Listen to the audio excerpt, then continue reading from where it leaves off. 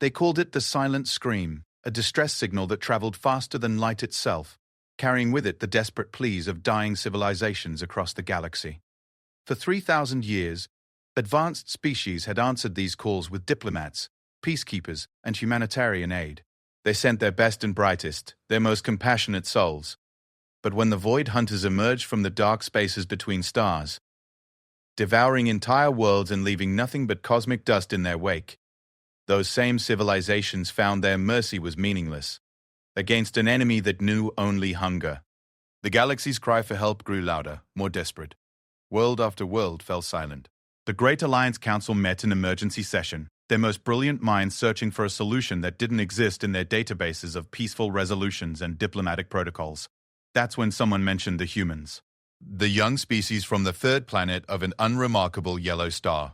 The ones who had been politely declined membership in the Galactic Alliance, not because they lacked intelligence or technology, but because their history was written in blood. Because when they were threatened, they didn't send teachers or healers, they sent monsters. Now, as the Void Hunters closed in on the core worlds and conventional forces crumbled like paper before a hurricane, the galaxy faced a terrible choice. Maintain their moral superiority and die with dignity, or call upon the one species that understood how to fight monsters. The species that had turned warfare into an art form. The species that smiled when the odds were impossible. The species that, when asked what they feared most, simply answered, nothing. We became the thing that fears us. The distress beacon was sent to Earth with a simple message. The galaxy is dying. We need your monsters. Humanity's response was even simpler. On our way. What the galaxy didn't understand was that they hadn't just called for help. They had awakened something that had been sleeping, dreaming of the day when their particular talents would finally serve a greater purpose than just surviving on a hostile world. They had called the wolves to hunt the wolves, and the universe would never be the same. The emergency council chamber on Theros Prime buzzed with translation algorithms as representatives from 47 species argued in languages that had never been meant to convey such desperation. Ambassador Kethril of the Altarian Collective stood at the center of the circular chamber, his 6 arms gesticulating wildly as he struggled to maintain diplomatic composure. 17 systems in the Outer Rim have gone completely dark, Kethril announced, his voice carrying the harmonic undertones that marked his species' distress. The Void Hunters are moving faster than our evacuation fleets. We estimate less than 72 standard hours before they reach the Meridian colonies. A ripple of fear passed through the assembled delegates. The Meridian colonies housed over 2 billion souls across 12 worlds, all of them peaceful agricultural societies that had never known conflict beyond trade disputes. High Counselor Varen, an elegant being whose crystalline form refracted the chamber's ambient light into prismatic patterns, rose from the central dais. Her species had presided over galactic peace for millennia, their natural empathy making them ideal mediators. Now, that same empathy made her voice tremble as she spoke. The peacekeeping fleet under Admiral Zorath's command engaged the Void Hunter Vanguard at the Kepler Nebula 3 days ago, she began, her crystalline voice echoing with harmonics of loss. Of the 300 vessels that entered the engagement, 14 survived to reach the emergency beacon range. Silence fell over the chamber like a shroud. The peacekeeping fleet represented the finest military minds in the galaxy, equipped with technology refined over thousands of years of defending against pirates and territorial disputes. If they had been decimated so completely, what hope did anyone have? Ambassador Threnix, whose reptilian features betrayed none of the fear his scent glands were broadcasting to anyone with the proper sensory organs, leaned forward in his hover seat. What exactly are we dealing with? The survivors' reports have been inconsistent. Admiral Zorath herself materialized via holographic projection, her form flickering slightly due to the vast distance between her emergency command post and Theros Prime. Her species, the proud warrior scholars of Voldris, had built their reputation on tactical brilliance and defensive prowess. Seeing the defeat in her eyes sent another wave of dread through the assembly. They are unlike anything in our databases, Zorath began, her voice carrying the weight of someone who had watched her life's work crumble in a matter of hours. The Void Hunters don't use conventional ships. They are the ships. Biological constructs the size of small moons, capable of generating their own hyperspace tunnels without using established jump points. They consume everything they encounter, not just organic matter but metals, energy signatures, even spatial distortions. She paused, clearly struggling with what she was about to reveal. Our weapons barely scratched their hulls. When we did manage to inflict damage, they simply absorbed destroyed hunter vessels and used the material to repair themselves. They are not just a fleet, counselors. They are a living ecosystem dedicated to consumption. The chamber erupted in panicked discussions. Several smaller species representatives were already transmitting evacuation orders to their homeworlds, while others demanded to know why the intelligence networks had failed so catastrophically to detect this threat. Councillor Varen's form dimmed as she processed the information, her crystalline structure cycling through colors that indicated deep contemplation. When she spoke again, her voice carried a note that chilled everyone present. If conventional tactics have failed and our most advanced defensive technologies prove ineffective, we must consider alternatives that have never been necessary in our recorded history. Meaning what exactly?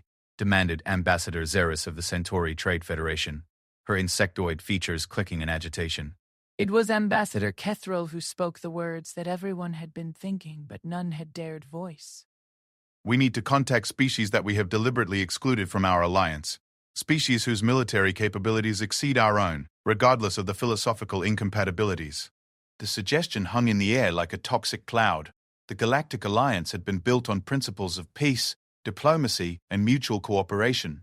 They had specifically excluded certain species not because of technological limitations, but because their approaches to problem-solving were considered too extreme, too violent, too fundamentally incompatible with civilized society. You're suggesting we contact the Krathar death cults? High Counselor Varen's form flickered through several unsettled color patterns. Their entire civilization revolves around ritual combat and expansion through conquest. Even if they could help, the price would be the abandonment of everything we built. Not the Krathar, Kethril replied, his 6 arms folding in what his species considered a gesture of grim resignation. They're predictable. Honorable, in their way. What we need is something more unpredictable, more adaptable. Something that doesn't just know how to fight, but how to fight things that shouldn't exist. Ambassador Xeris's compound eyes focused sharply on Kethril. Speak plainly. What species are you referring to? The chamber fell silent as every translation algorithm strained to capture Kethril's next words, knowing that what he was about to say would fundamentally change the nature of the Galactic Alliance forever. Humans. The word fell into silence so complete that the ambient hum of the space station system seemed deafening. For most of the species present, humans were barely more than a myth. A cautionary tale shared among intelligence analysts about what happened when a species evolved under extreme selective pressure. Dr. Kylan Roth, the only xenobiologist in the chamber who had actually studied human development patterns, rose slowly from her observation seat. Her people, the scholarly Vethans, had been monitoring human progress for over 2 centuries, fascinated and horrified in equal measure by the species' unique evolutionary trajectory. Counselors, she began, her voice carrying the measured tone of someone delivering a lecture on a particularly dangerous specimen. I feel compelled to remind you why humans were denied Alliance membership. It wasn't due to technological limitations or lack of intelligence. Their mathematical and scientific capabilities are actually quite impressive. She activated her personal display, showing a series of images and data streams that caused several representatives to physically recoil. The issue was their approach to problem solving. Where we developed technology to overcome environmental challenges, humans developed weapons. Where we formed societies based on cooperation and mutual benefit, humans formed hierarchical structures optimized for conflict. Their entire cultural evolution has been shaped by an environment so hostile that they developed instincts that treat everything as a potential threat. The display showed footage from human military exercises, images that had been gathered by long-range observation drones, massive war machines moving in perfect coordination, soldiers training in environments that would kill most galactic species within minutes, weapons systems designed not just to defeat enemies but to completely eliminate them. They have turned warfare into a science. Dr. May. Roth continued, her academic fascination warring with obvious concern. Their military doctrine doesn't rely on superior technology or defensive positions. They study their enemies, learn to think like them, and then develop tactics specifically designed to exploit psychological and tactical weaknesses. They don't just fight wars, they win them by becoming better predators than whatever they're fighting. Ambassador Threnix's scent glands released a complex mixture of fear and intrigue. You make them sound like monsters themselves. That's exactly what they are, Doctor, Roth replied without hesitation. Monsters that hunt other monsters. The question is whether that makes them our salvation or our eventual destruction. High Counselor Varane's form cycled through several color patterns before settling on a deep blue that indicated grave contemplation. What would be the process for making contact? Our standard diplomatic protocols were specifically designed to avoid interaction with their species. There is no standard protocol, Admiral Zoreth interjected, her holographic form solidifying as she diverted more power to the communication array. Humans don't respond to formal diplomatic overtures the way civilized species do. According to our intelligence files, their culture values directness and respects strength. If we want their attention, we need to be honest about our situation and what we're asking them to do. Which is what, exactly? Ambassador Xeris demanded. What are we asking them to do that our own forces cannot? The question hung in the air as every representative grappled with the implications. They were about to ask a species they considered barely civilized to save a galaxy that had rejected them. They were about to invite the wolves into the fold because sheep weren't effective against the lions. Councillor Varane's form settled into a steady white light that indicated absolute clarity of purpose. We are asking them to be what they have always been. We are asking them to be the monsters that hunt monsters. And we are praying that when this is over, there will be something left of the galaxy worth saving. The vote was called with none of the ceremony that usually marked such momentous decisions. 47 species, representing billions of souls across thousands of worlds, voted to abandon every principle their alliance had been built upon. The measure passed unanimously. The message to Earth was composed by Dr. Roth, who understood better than anyone how to communicate with a species that had survived by assuming the worst about everything they encountered. To the people of Earth, the message began. The galaxy is under attack by forces that our combined fleets cannot defeat. Conventional weapons are ineffective. Diplomatic solutions do not exist. Millions of worlds will die unless this threat is stopped. We are not asking for your help because we admire your methods. We are asking because you are the only species we know that might have the tools necessary to win a war against extinction itself.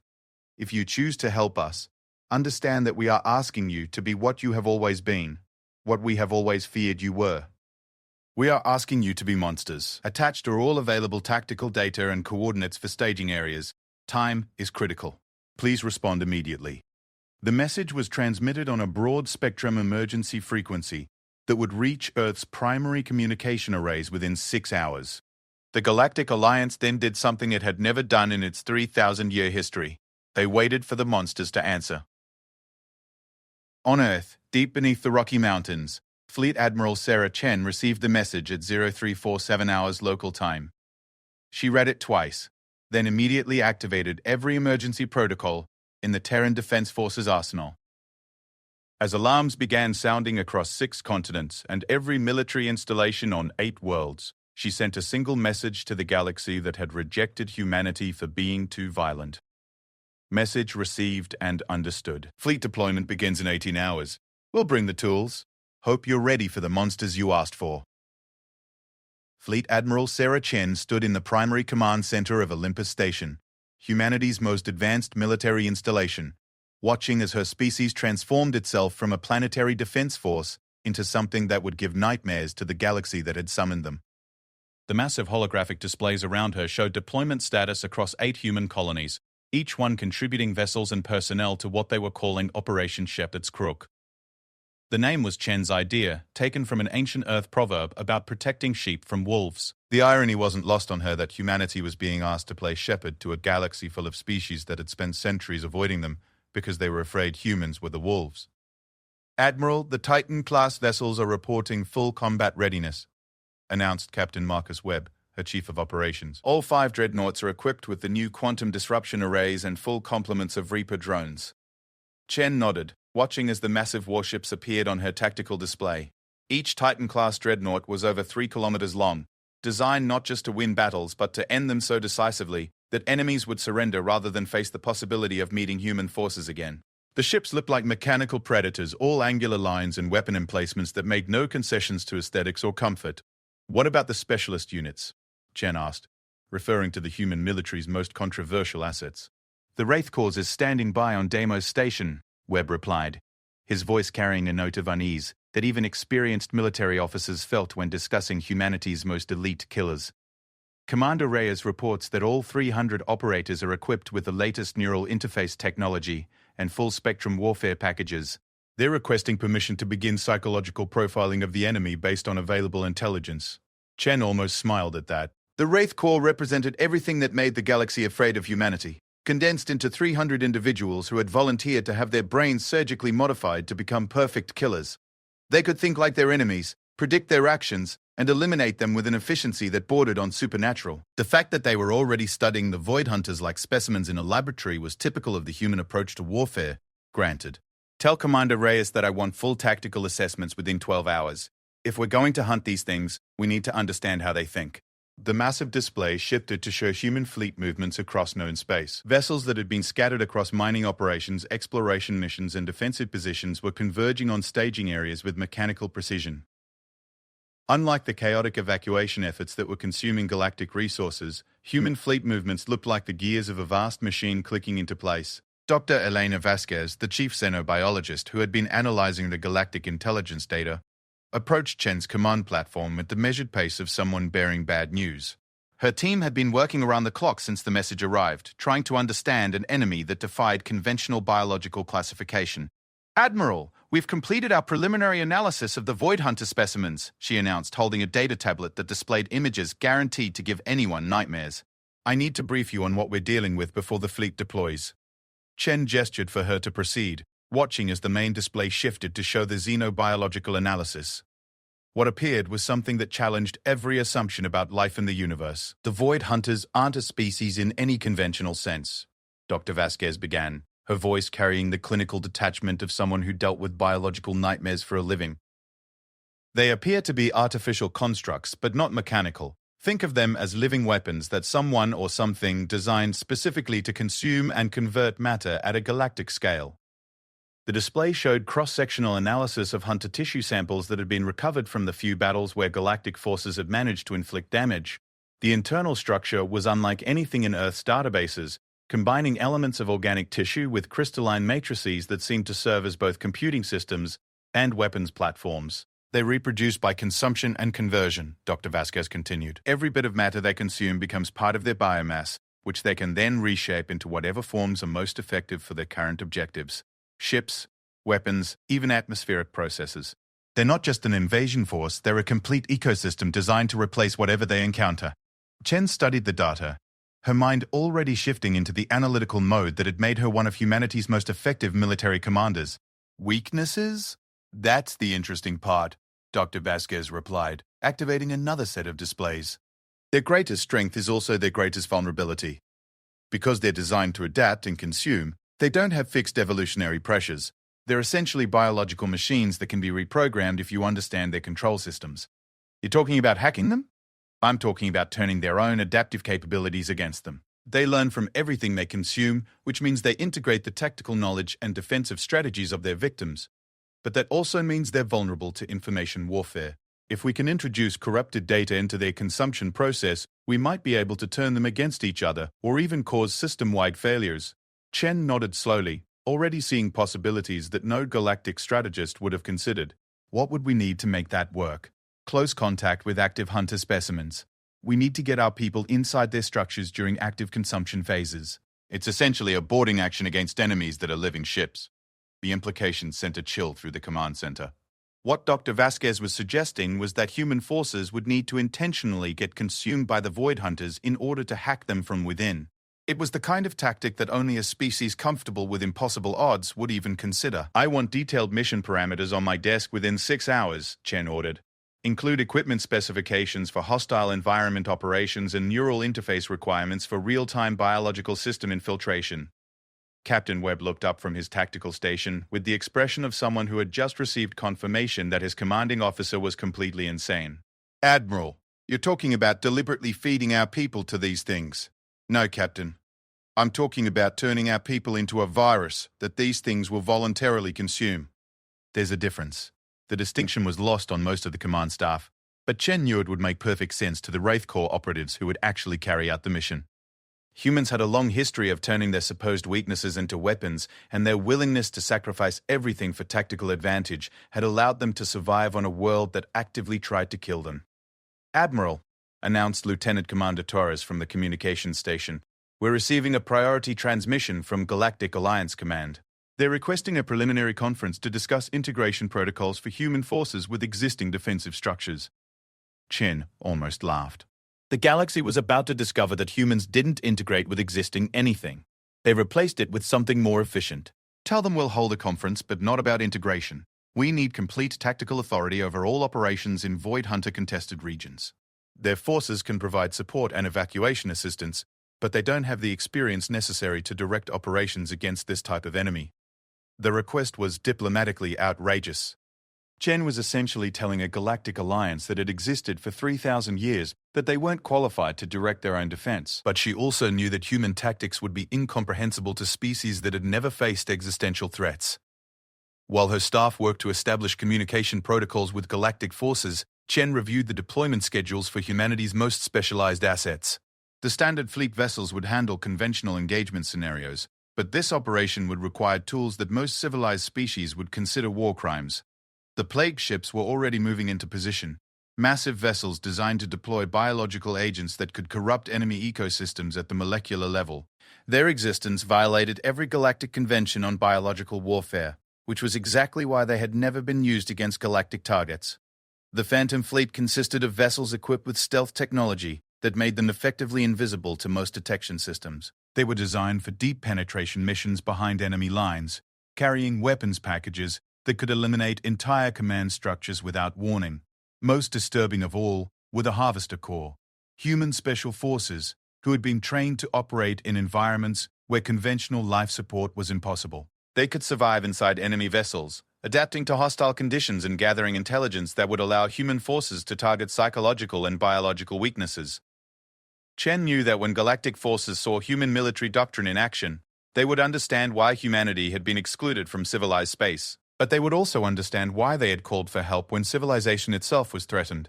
The final piece of the deployment was the most important and the most dangerous. Project Pandora represented humanity's ultimate weapon against existential threats, something so classified that only 12 people in human space knew it existed. It was a single ship, crewed by volunteers who had agreed to become something that was no longer technically human.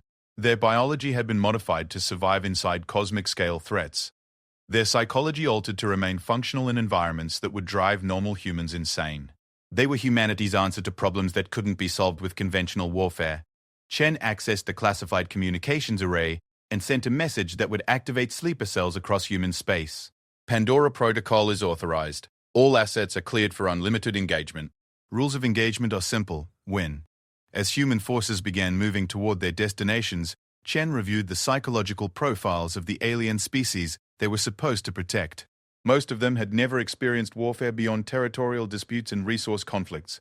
They had no concept of what it meant to face an enemy that wanted to erase their existence from the universe. They were about to learn what humans had known since their ancestors first looked up at the stars and realized that everything in the universe was trying to kill them. Survival wasn't about being stronger or smarter than your enemies. It was about being willing to become something more terrible than whatever was hunting you. The first human vessels entered hyperspace 18 hours after receiving the galactic distress call, moving toward coordinates where alien civilizations were dying while waiting for salvation. They had no way of knowing that the monsters they had summoned were bringing weapons that would change the fundamental nature of warfare in the galaxy. But they were about to find out. The first human fleet arrived at the Meridian defense perimeter like harbingers from a nightmare. Admiral Zorith, commanding the remnants of the galactic forces from her flagship Harmony of Stars, watched through her tactical displays as vessels emerged from hyperspace that bore no resemblance to anything in her databases. The lead ship identified itself as the TDF Cerberus, but its appearance was more organic than mechanical, as if someone had convinced a deep-sea predator to grow armor plating and weapon systems. It was followed by dozens of similar vessels, each one unique in design, but unified by an aesthetic that seemed designed to inspire terror in anything that saw them. Galactic Command, this is Fleet Admiral Chen aboard TDF Olympus Reach. Came the communication that shattered every protocol the galaxy had established for first contact situations. We're assuming tactical command of this operational theater. All galactic forces are to withdraw to designated support positions and prepare for evacuation assistance duties. Admiral Zorith's bridge crew exchanged glances that conveyed volumes about their feelings regarding being given orders by a species they had never formally encountered. As the highest-ranking galactic military officer in the region, Zorith had expected to coordinate with human forces, not be dismissed by them. Admiral Chen, this is Admiral Zorith commanding Galactic Defense Fleet 7. she replied, trying to maintain diplomatic protocols while watching human vessels deploy in formations that made no sense according to established tactical doctrine. While we appreciate your assistance, I retain command authority over all Alliance forces in this sector. The response came immediately, without the diplomatic delays that usually marked interspecies communication. Admiral Zoreth, with respect, your forces have been engaged with this enemy for over a week and have yet to achieve a single meaningful tactical success. We're not here to integrate with your command structure. We're here to eliminate the threat. You can either get out of our way or provide support as directed, but you will not interfere with our operations. The blunt dismissal sent shockwaves through every galactic vessel monitoring the communication. Admiral Zoreth felt her combat instincts warring with her diplomatic training. The humans were being impossibly rude by galactic standards, but they were also taking responsibility for an impossible situation that our own forces had proven incapable of handling. Admiral Chen, our intelligence indicates that the Void Hunters will reach the Meridian system within 24 hours. What are your defensive preparations? We're not defending, Admiral Zoreth. We're hunting. Before Zoreth could process the implications of that statement, the human fleet began moving in directions that violated every principle of defensive warfare. Instead of establishing defensive perimeters around the populated worlds, human vessels were dispersing throughout the system, positioning themselves in seemingly random locations that offered no tactical advantages according to conventional wisdom. Commander Tale, Zoreth's tactical officer, studied the human deployment patterns with growing confusion. Admiral, their positioning makes no strategic sense.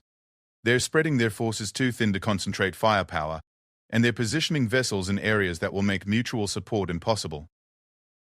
Perhaps their tactical doctrine is different from ours, Zoreth replied, though she shared her officer's confusion. Monitor their communications and try to understand their strategy. What they discovered monitoring human fleet communications was that the species that had been rejected for being too violent was coordinating military operations using language that would have been censored on most civilized worlds. Human officers spoke to each other with casual profanity and dark humor that treated the approaching existential threat as if it were merely an interesting challenge rather than a civilization-ending catastrophe. Wraith Leader, this is Pandora Base, came one transmission that made Zoreth's translation protocols struggle with concepts that didn't exist in galactic languages. We're detecting preliminary biomass concentration in the outer asteroid belt. Looks like our prey is staging for a feeding run on the inner planets. Copy that, Pandora Base. Wraith Cores is in position for penetration operations. We'll be going dark for biological integration protocols in approximately 6 hours. Understood, Wraith Leader. Try not to get digested before you upload the virus package. We'd hate to have to explain to Admiral Chen that her pet psychopaths got eaten by something ugly. The casual tone with which human forces discussed intentionally getting consumed by cosmic predators left Zoreth speechless. She had commanded military forces for over 2 centuries, but she had never encountered soldiers who discussed suicide missions as if they were talking about weekend shore leave. Admiral, announced her communications officer, we're receiving detailed tactical instructions from the human flagship. They want us to begin evacuation operations immediately and establish emergency medical facilities at coordinates they're providing. Zoreth reviewed the human instructions, noting that they were written with military precision and included detailed specifications for handling casualties that the human forces expected to take. The medical requirements included treatment protocols for radiation exposure, biological contamination, and something listed as neural interface trauma that wasn't in any galactic medical database. They're planning to take casualties, she realized, understanding for the first time that human military doctrine assumed significant losses were acceptable if they achieved tactical objectives. Galactic forces were trained to minimize casualties and achieve objectives through superior technology and strategy. Humans apparently considered casualties to be tools that could be used to achieve victory. The Void Hunters arrived exactly on schedule, emerging from hyperspace in a formation that demonstrated their complete contempt for any opposition the galaxy might offer. 5 massive bioships, each one large enough to devour a small moon, accompanied by hundreds of smaller hunter-killer organisms that spread throughout the system like an infection. Galactic long-range sensors immediately detected the energy signatures that had terrorized civilizations across the galaxy. The hunter bioships were already beginning consumption protocols, extending massive feeding appendages toward the asteroid belt and outer planetary bodies. Within hours, they would begin converting the raw matter into additional hunter organisms. All galactic vessels, this is Admiral Chen, came the human command frequency. Begin evacuation operations as planned. Do not engage Hunter forces under any circumstances. Repeat, do not engage. We'll handle the extermination. Zoreth watched her tactical displays as human vessels suddenly became visible throughout the system. Ships that had seemed randomly positioned were actually perfectly placed to attack the Void Hunters, from angles that galactic tacticians had never considered. The humans had somehow predicted exactly where the enemy would position themselves, and had prepared accordingly. The first human attack was unlike anything in galactic military history. Instead of opening fire with weapons designed to damage enemy vessels, the humans launched what appeared to be escape pods directly into the feeding appendages of the largest Hunter bioship. "Admiral," announced Commander Thale, his voice filled with horror, "the humans are feeding their own people to the enemy. This is mass suicide." But Zoreth was beginning to understand something that chilled her to the core. The humans weren't committing suicide. They were using their own people as delivery systems for weapons that couldn't be deployed any other way. "Wraith Leader to all vessels," came the transmission from somewhere inside the Hunter bioship. "Package delivery successful. Neural interface is established and virus upload is proceeding. Recommend all forces prepare for secondary target acquisition." The largest Hunter bioship suddenly stopped its consumption activities, its massive feeding appendages withdrawing as its biosystems began displaying patterns that suggested confusion or system conflicts. The smaller Hunter organisms immediately moved to investigate, establishing direct neural connections with their larger companion to diagnose the problem. "Virus propagation confirmed," announced the same human voice now transmitted from multiple locations within the Hunter fleet. "All bioships are showing signs of system corruption. Initiating behavioral modification protocols." Zoreth watched in fascination and horror as the Void Hunter fleet began to tear itself apart. The corrupted bioships turned their feeding appendages on their smaller companions, consuming them while their organic control systems struggled to process contradictory instructions that human infiltrators were feeding directly into their neural networks. "All vessels, this is Admiral Chen," came the human command frequency. "Target acquisition is complete. All units are cleared to engage with extreme prejudice. Let's show these things what happens when they threaten our galaxy." The human fleet opened fire with weapons that violated so many galactic conventions on warfare that Zoreth's tactical systems couldn't classify most of them. Energy weapons that didn't just damage tissue, but corrupted it at the molecular level, causing Hunter bioships to develop what appeared to be cancer-like growths that consumed them from within. Projectile weapons that delivered payloads designed to hijack biological control systems, turning the Hunter's own adaptive capabilities against them by forcing them to evolve in directions that made them incapable of functioning. Most disturbing of all were the psychological warfare systems that transmitted data packages designed to drive the Hunter collective intelligence insane by forcing it to process contradictory information that created recursive logic loops in their biological computing systems. "Admiral Zoreth," came a transmission from Admiral Chen, her voice carrying the satisfaction of someone whose carefully laid plans were proceeding exactly as intended. "You might want to move your forces to a safe distance. We're about to deploy kinetic solutions to clean up the remaining biomass." Before Zoreth could ask what kinetic solutions meant in human tactical doctrine, her sensors detected massive objects moving through hyperspace toward the battle zone. What emerged were projectiles the size of small asteroids, moving at significant fractions of light speed and aimed directly at the locations where Hunter bioships were struggling with the effects of human biological warfare. The kinetic impacts didn't just destroy the Hunter vessels. They obliterated them so completely that the resulting energy releases could be detected from neighboring star systems. When the light from the explosions faded, there was nothing left in the Meridian system but expanding clouds of plasma and debris that bore no resemblance to the cosmic predators that had terrorized the galaxy. "Threat neutralization confirmed," announced Admiral Chen with the casual tone of someone reporting the completion of routine maintenance. "All Hunter biosignatures eliminated. System is clear for resettlement operations." The entire engagement had lasted less than 4 hours. The Void Hunters that had devastated galactic fleets for weeks had been completely eliminated by human forces using tactics that most civilized species would have considered war crimes. Admiral Zoreth stared at her tactical displays, trying to process what she had witnessed. The humans hadn't just defeated the Void Hunters.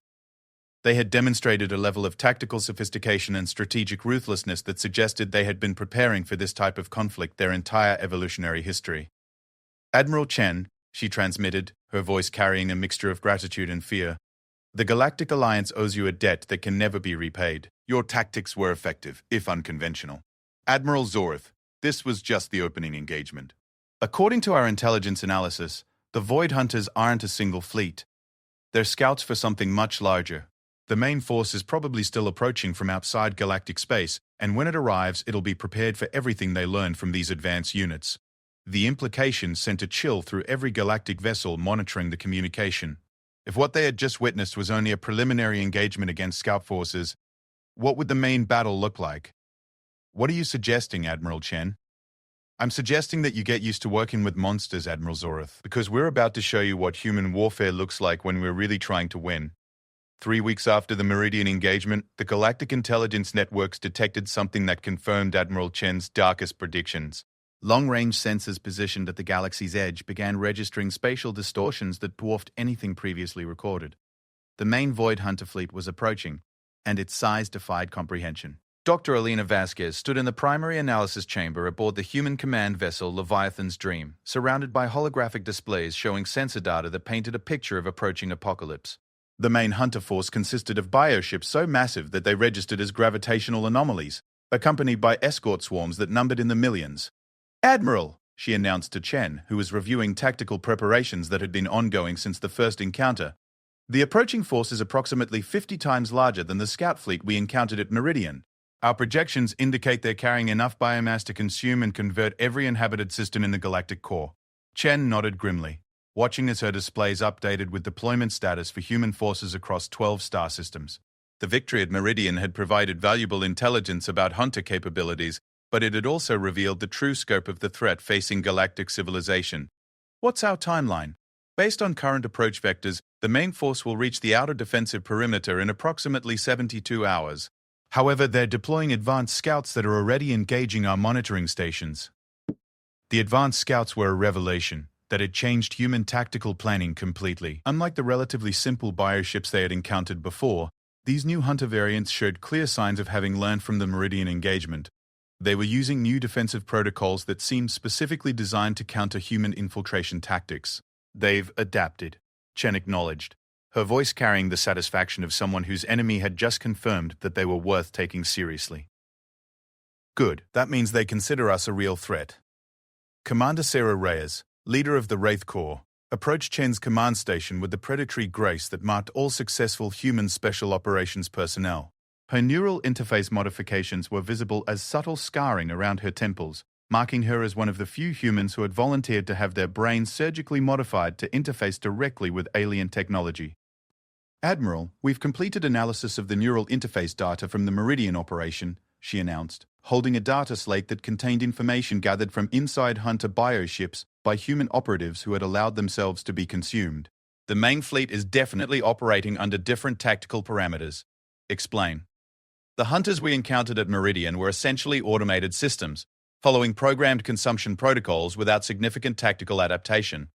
The main fleet appears to be under direct control of something that's actively learning from each engagement." Chen studied the neural interface data, noting patterns that suggested the Void Hunters weren't just a biological weapons system, but were being directed by an intelligence that was studying galactic defensive capabilities with scientific precision. "Are we looking at a command entity?" "Something more than that. Based on the neural patterns we recorded, the main fleet is being controlled by something that thinks like a scientist conducting experiments. It's not just trying to consume the galaxy, it's trying to understand it." The implications were staggering. If the Void Hunters were being directed by an intelligence that could learn and adapt in real time, conventional tactics would be useless. Even human tactics would only work once before the enemy developed countermeasures. "Admiral," announced Captain Torres from the communication station, "we're receiving a priority transmission from Galactic Alliance Command. High Counselor Veran is requesting an immediate conference regarding defensive strategies for the core worlds."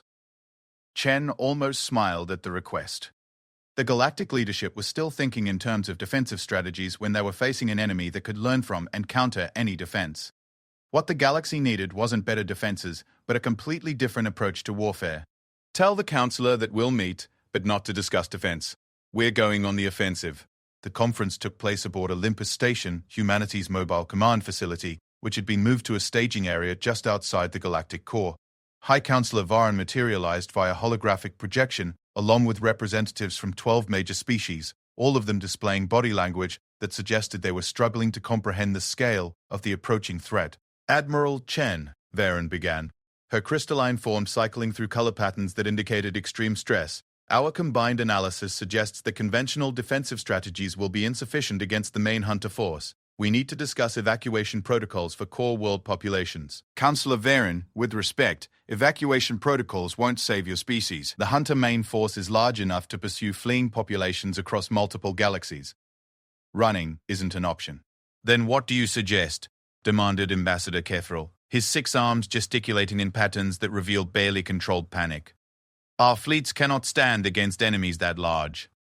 Chen activated the holographic display, showing tactical plans that have been developed based on intelligence gathered from the Meridian engagement and subsequent encounters with Hunter Advanced Scouts.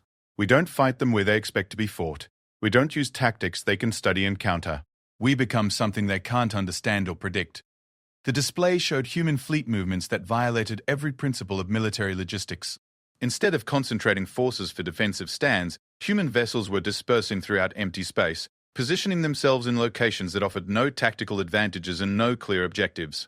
Admiral, interrupted Dr. Chad. Kylan Roth, the xenobiologist who had first suggested contacting humans, your deployment patterns appear to be random. What strategic objective are you pursuing? We're not pursuing strategic objectives, Dr. Roth. We're setting a trap that uses the enemy's intelligence against them. Chen manipulated the display to show the full scope of human preparations. What appeared to be random fleet movements were actually components of a massive deception operation that spanned hundreds of star systems. The Hunter, controlling intelligence, is studying us, learning our tactics, and developing countermeasures. So we're going to feed it information that will cause it to make tactical decisions that seem logical, but are actually designed to position its forces exactly where we want them. The human plan was breathtaking in its complexity and terrifying in its implications. Every human fleet movement, every engagement with Hunter Advanced Scouts, every piece of intelligence the enemy gathered would be carefully crafted to lead the Hunter Command intelligence to specific conclusions about human capabilities and intentions. You're treating warfare like a psychological experiment, Ambassador Xeris observed, her compound eyes reflecting patterns that suggested fascination and horror in equal measure. That's exactly what we're doing. The Hunter intelligence thinks like a scientist, so we're giving it data that will support scientific conclusions that happen to be completely wrong. Commander Reyes stepped forward to explain the most disturbing aspect of the human plan.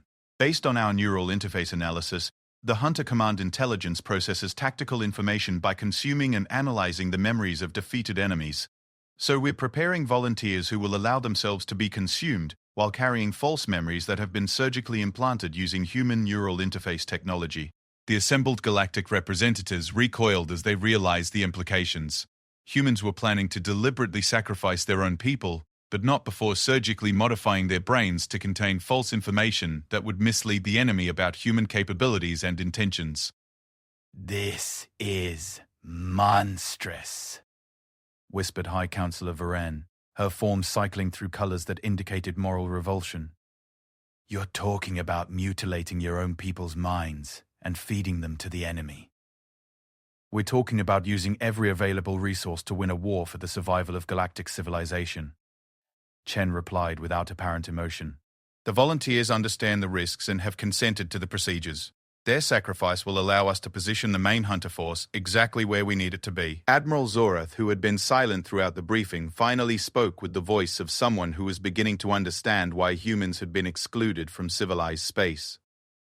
Admiral Chen, assuming your deception operation succeeds, and you can position the enemy where you want them, what then? The main Hunter force is still large enough to overwhelm any conceivable human fleet.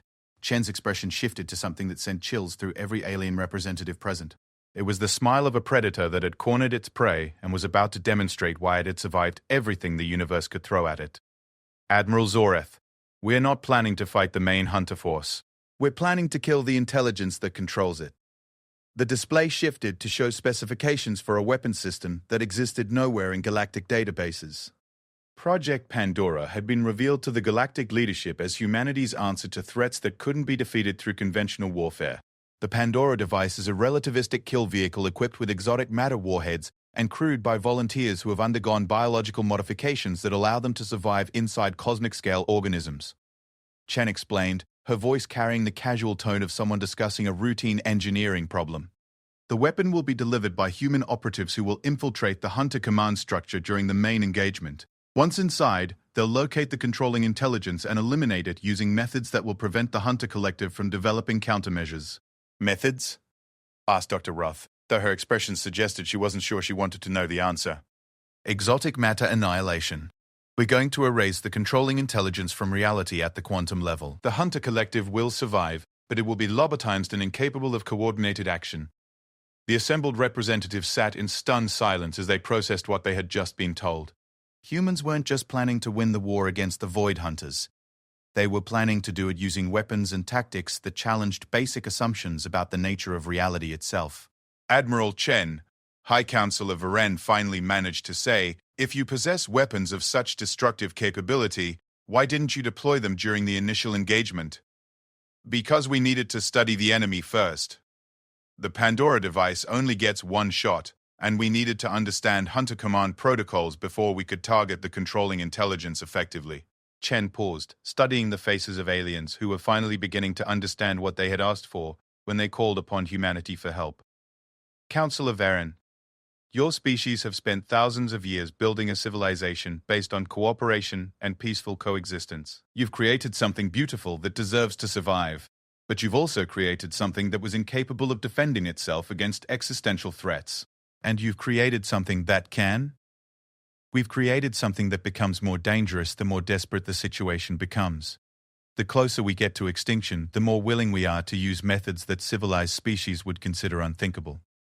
The conference ended with the galactic representatives agreeing to coordinate with human tactical plans, though most of them were clearly struggling with the moral implications of the methods being used to save their civilizations. As the alien holographic projections faded, Chen was left alone with her human command staff, who were preparing to implement a battle plan that would either save the galaxy or demonstrate why some species were too dangerous to be allowed to survive.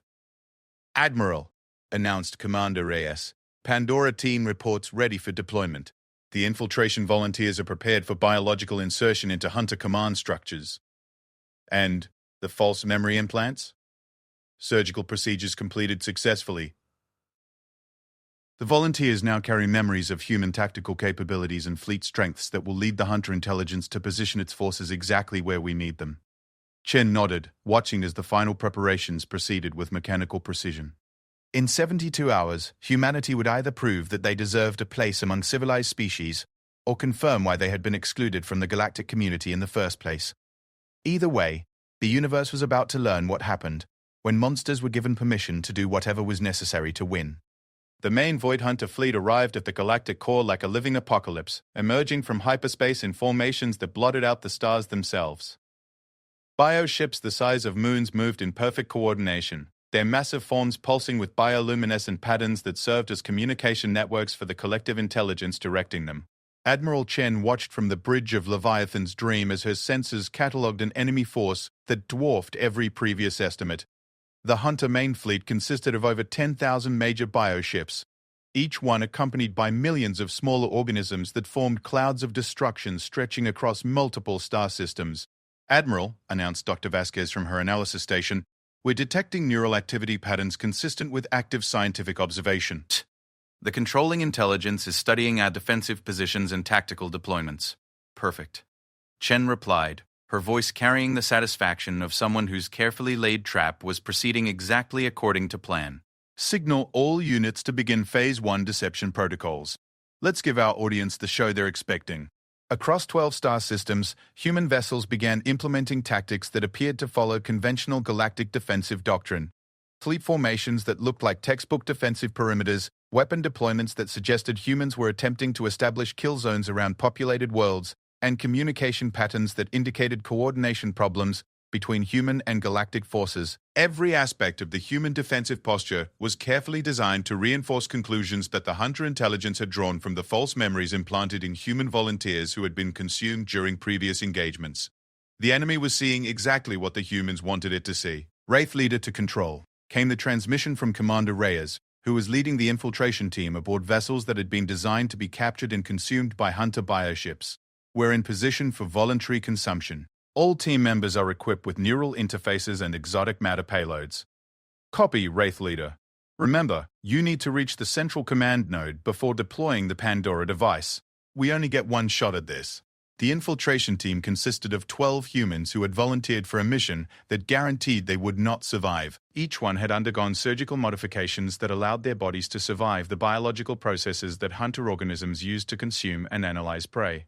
They would remain conscious and functional long enough to locate the controlling intelligence and eliminate it. As the hunter main fleet moved into attack positions, their formations revealed the tactical sophistication that made them such an effective galactic threat.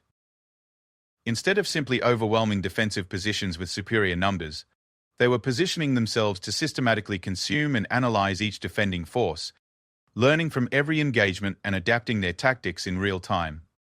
"Admiral," announced Captain Torres from the communications station, "we're receiving transmissions from galactic defense fleets across the core systems. They're requesting permission to engage the enemy." Negative. All galactic forces are to maintain defensive positions until Phase 2 is initiated. We need the Hunter intelligence to commit its main forces before we reveal our actual capabilities. Admiral Zorath, commanding galactic forces from her flagship, monitored human communications with growing confusion. According to every tactical principle she understood, the humans should be coordinating their defenses with galactic forces to maximize firepower concentration. Instead, they seem to be deliberately fragmenting their response and leaving galactic fleets isolated and vulnerable. "Admiral Chen," she transmitted, "our analysts indicate that your current tactical deployment will result in the piecemeal destruction of our combined forces. I strongly recommend immediate tactical coordination." "Admiral Zoreth, I need you to trust that we know what we're doing. Your forces are exactly where they need to be to survive what's coming next." The first Hunter attack began with the kind of tactical precision that had allowed them to devastate galactic civilization. Bioships moved in coordinated swarms, targeting isolated human fleet elements and beginning consumption protocols that would allow them to analyze human technology and tactical doctrine. What the Hunter intelligence discovered as it consumed human vessels was information that confirmed its tactical models. Human ships carried technology that was impressive, but not revolutionary. Weapon systems that could damage Hunter bioships but not destroy them completely, and crew members whose memories contained tactical knowledge consistent with a species that relied on conventional warfare. "Phase 1 successful," announced Dr. Vasquez, monitoring the neural feedback from implanted volunteers who were being consumed by Hunter bioships.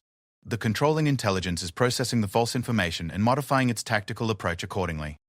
The Hunter fleet began repositioning based on the intelligence it was gathering, concentrating its largest bioships in positions that would allow them to systematically consume human defensive positions, while learning from each engagement. The formation changes were exactly what human tactical planners had predicted. "Signal Phase 2 initiation," Chen ordered. "All stealth units are cleared to deploy. Phantom Fleet is authorized for deep penetration operations." Across the battle zone, human vessels that had been invisible to Hunter sensors suddenly appeared in positions that should have been impossible to reach. The Phantom Fleet had spent weeks infiltrating Hunter formations using stealth technology that made them undetectable to biological sensors. The Phantom vessels didn't attack the Hunter bioships directly. Instead, they deployed specialized payloads that began corrupting Hunter biological systems at the molecular level. Nanoscale weapons that turned the Hunter's own adaptive capabilities against them, forcing them to evolve in directions that made them incapable of coordinated action. "Hunter bioships are showing signs of systemic confusion," reported Dr. Carl Vasquez. "The corruption protocols are spreading through their biological networks faster than they can adapt, but the Hunter controlling intelligence was learning even as its forces were being attacked. Bioships that detected corruption immediately isolated themselves from the collective network, preventing the spread of human nanoweapons while maintaining tactical coordination through backup communication systems." "They're adapting faster than projected," Chen observed, watching as Hunter forces began implementing countermeasures that threatened to neutralize human tactical advantages. "Signal Wraith Leader, it's time for the final phase. Wraith Leader to control," came Commander Reyes's voice, now transmitted from somewhere inside the largest Hunter bioship. "We've reached the central command node. The controlling intelligence is, Jesus Christ, Admiral. You need to see this." Chen activated the neural interface link that would allow her to see through the eyes of the infiltration team. What she saw challenged every assumption about the nature of the Void Hunter threat. The controlling intelligence wasn't a biological organism at all.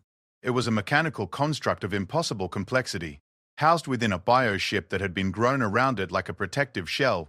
The intelligence was clearly artificial, but its design principles were unlike anything in human or galactic databases.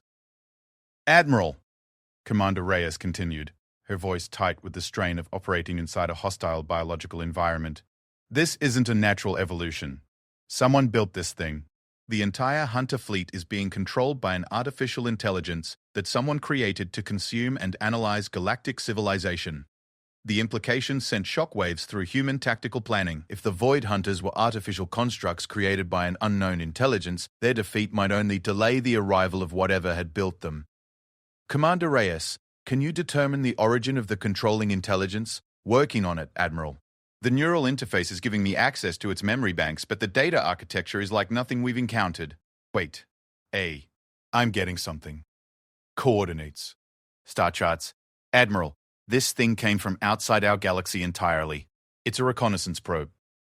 Chen felt ice forming in her stomach as she processed the information. The Void Hunter fleet that threatened to destroy galactic civilization was just a scouting mission for something larger. "Commander, deploy the Pandora device. We can worry about who sent them after we've eliminated the immediate threat." "Copy that, Admiral." Pandora device is armed and ready, initiating exotic matter annihilation sequence. The Pandora device was humanity's answer to threats that couldn't be defeated through conventional warfare. It used exotic matter to create localized space-time distortions that would erase its target from reality at the quantum level, preventing any possibility of recovery or reconstruction. "Exotic matter cascade initiated," Commander Reyes reported. "Target lock confirmed." "Admiral, it's been an honor serving with you. The exotic matter annihilation didn't create an explosion in any conventional sense.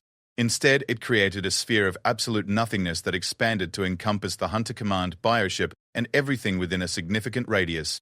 When the effect faded, there was simply empty space where the controlling intelligence had been. The effect on the Hunter fleet was immediate and catastrophic.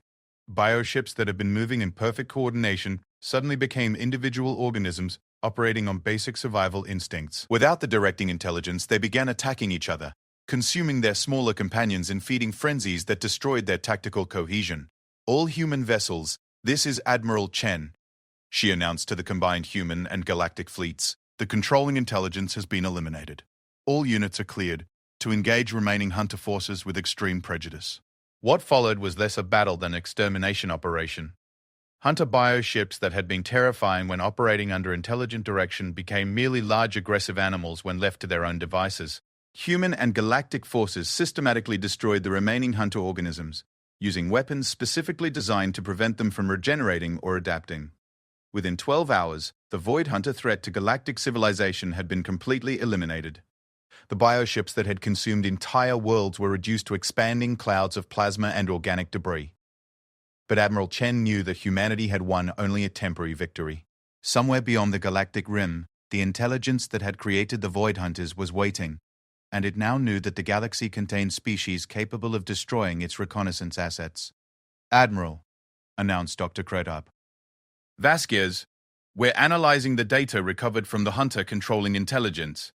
The neural interface recordings suggest that the Void Hunters were created by something called the Harvest Protocol, designed to identify and catalog intelligent species for future collection operations." "Collection operations?" "Based on the data patterns, the entity that sent the Hunters considers intelligent species to be valuable resources that should be preserved and studied. The Void Hunter attack wasn't an invasion, Admiral. It was a cataloging expedition." Chen studied the analysis, understanding that humanity had just advertised its capabilities to an intelligence that viewed entire galaxies as research material. The victory celebration that was beginning among galactic forces was premature. "Signal all human vessels to begin preparation for extended operations," she ordered. "This war isn't over. It's just beginning." High Counselor Varen appeared via holographic projection, her crystalline form cycling through color patterns that indicated overwhelming gratitude mixed with lingering fear. "Admiral Chen, the Galactic Alliance owes humanity a debt that spans generations. Your species has saved civilization itself. Counselor Varen, my species has bought civilization some time. The real war is still coming, and when it arrives, it'll be against enemies that know everything the Void Hunters learned about our capabilities." Chen paused, studying the alien leader whose species had spent millennia building a peaceful civilization that had proven incapable of defending itself. "The galaxy called for monsters to fight monsters, and that's what you got. But monsters don't go back to sleep just because the immediate threat is over. Humanity is part of this galaxy now, whether your alliance approves or not. The implication was clear. Humanity had saved galactic civilization, but they had done so using methods and weapons that made them as dangerous as the threats they had eliminated. The galaxy had traded one existential threat for another, and there was no way to undo that choice. What are you suggesting, Admiral Chen? I'm suggesting that you get used to having monsters as neighbors, Councillor Varan, because when the real war comes, you're going to need us again.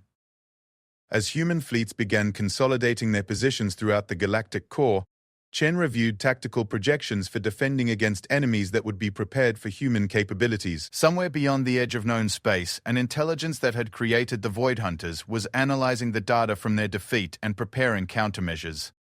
The galaxy had cried for aid, and humanity had answered. But in saving civilization from one monster, they had awakened something far more dangerous. They had awakened themselves. The galaxy would never be the same, and that was exactly what humanity had always intended. They had found their place among the stars not as peaceful explorers or wise teachers, but as the species that other species called when they needed someone willing to become monsters. And Earth's children smiled, because finally, after centuries of being alone in a hostile universe, they had found a home where their particular talents were not just accepted, but necessary. The galaxy belonged to the monsters now. All of them.